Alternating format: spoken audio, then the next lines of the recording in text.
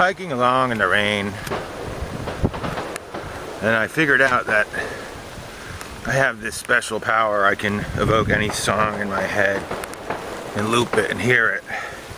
It's like my brain is like a half brain, half iPod computer organism type thingy. Right now I got 2 songs looping constantly back and forth in my head right now. First one is Red Rain. Red Rain is coming down by Peter Gabriel.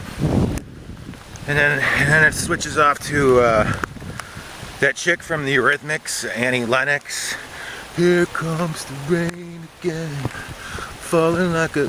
I don't know what the fuck she says after that. So then I started thinking to myself, gee, why are you thinking about songs that are about rain? And then it occurs to me, because I'm fucking hiking in the rain. Duh. It's just an associative mental process. Jesus.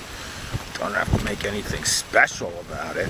So basically what I'm trying to say is if I was hiking in the snow, I would be thinking about songs that are about snow. Unitive consciousness.